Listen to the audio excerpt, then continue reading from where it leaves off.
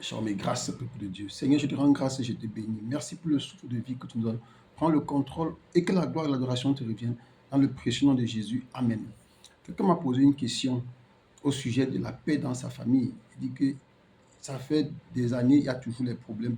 La dernière fois, il a suivi les consignes que j'avais données, les préalables pour la paix, mais jusqu'à là, il n'y a pas toujours la paix. Aujourd'hui, moi, je voudrais expliquer aux gens qu'est-ce qu'il faut pour qu'il y ait la paix dans les familles, pour que les gens comprennent, de partir du livre de Actes chapitre 19, à partir du verset 18, pour expliquer.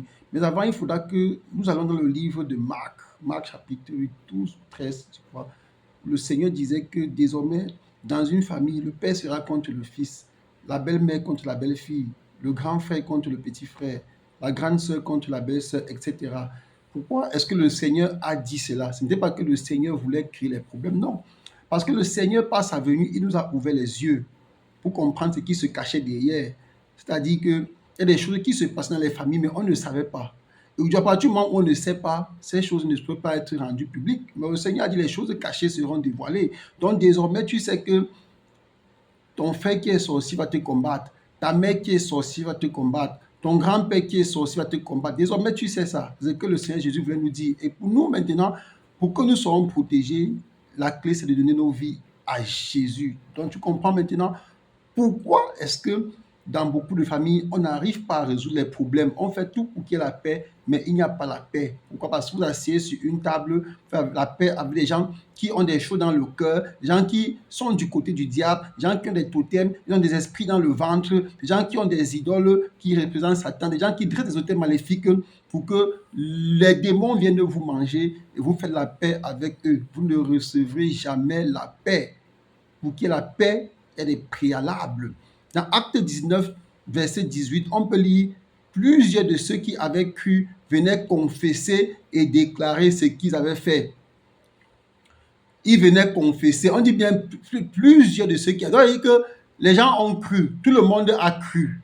Même les méchants, même les menteurs, même les sorciers, même les criminels. Tout le monde a cru. Mais c'est plusieurs de ceux-là venaient confesser et déclarer ce qu'ils avaient fait. Ce n'est pas tout le monde. On dit plusieurs de ceux qui avaient cru. Dans nos familles, tout le monde parle de Dieu. Mais est-ce que c'est tout le monde qui est vrai alors? Donc c'est ce qui se passe. Tu comprends? Dans nos familles, même le sorcier croit en Jésus. Il va à l'église. Mais est-ce qu'il est vrai? Non. Qu'est-ce qu'il faut pour qu'il soit vrai? Au verset 19, on nous dit, et un certain nombre de ceux qui avaient exercé des arts magiques, ayant apporté leurs livres, les brûlaient devant tout le monde. Il faut qu'ils abandonnent la sorcellerie. Il faut qu'ils confessent tout ce qu'ils ont fait. Chacun confesse. Ceux qui ont fait le mal, ceux qui ont tué, ceux qui ont bloqué les destinées, ceux qui ont détruit les vies. Il faut qu'ils confessent. Pas pour qu'on les tue, pas pour qu'on les détruise, pas pour qu'on les isole. Ils confessent parce qu'ils veulent entrer dans la nouvelle naissance, dans la nouvelle vie, parce qu'ils ont accepté véritablement la main tendue de Dieu, parce qu'ils ne veulent plus faire le mal, ils ne veulent plus vivre du côté du diable. Ils confessent.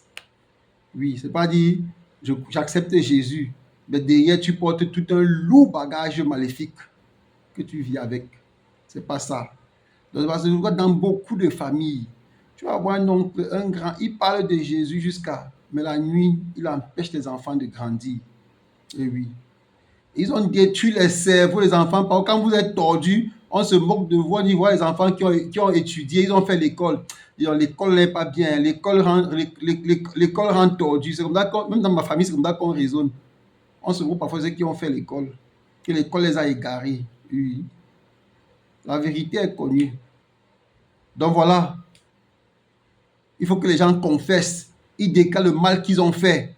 Et maintenant que de l'autre côté, qu'on pardonne aussi. Oui, oui. On pardonne et on prie. On détruit tout cela. Une fois qu'on a détruit, il n'y a plus de contact entre eux. Ils doivent aussi mener une vie de prière et de consécration. Parce que les esprits, qui étaient pour eux avant et contre lesquels ils se révoltent aujourd'hui, ils ne vont pas les laisser tranquilles. C'est pour ça que beaucoup viennent à Jésus, mais après ils retournent tout dans la sorcellerie. Beaucoup abandonnent, mais après ils retournent toujours dans le mal. Donc, une fois que tu as abandonné, il faut mener une vie de sanctification, une vie de consécration entière à Christ. C'est très important. Le tout n'est pas de dire j'ai confessé, voilà ce que j'ai fait. Mais il faut une vie consacrée à Christ. Parce que quand un esprit part, il va dans les lieux arides, il est. S'il revient trouver que tu es dans la fête, il va chercher des esprits encore plus forts que lui. Cet esprit. Et ta condition sera pire que la première. C'est ça que beaucoup étaient sorciers. On a lavé la sorcellerie dans eux, mais parce qu'ils ne prient pas, ils ne cherchent pas Jésus, ils sont devenus encore pire, 2 fois plus sorciers qu'avant. C'est ça que dans beaucoup de familles, on n'arrive pas à résoudre les problèmes. Il faut que les gens confessent.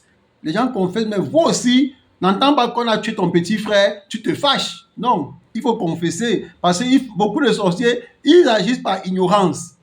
Oui, parce que ça tend à laver leur cerveau. Oui, ne voyez pas, quand ils tuent comme ça, là, eux, ils tuent, mais c'est par ignorance. Beaucoup ont le cerveau lavé. Ils ont bu le sang, mangé la chair humaine, ça les a transformés. Donc maintenant, il faut un exercice de récupération. C'est pour ça que le Seigneur nous demande d'apprendre à pardonner. Donc si tu n'es pas prêt à pardonner, à manifester l'amour, n'amène pas l'exercice de Éphèse dans ta famille. Et pour conclure, il dit, c'est ainsi que la parole du Seigneur croissait en puissance et en force. J'ai prié pour que la parole de Dieu croisse en puissance et en force dans ta famille au nom de Jésus. Soyez abondamment bénis. Amen.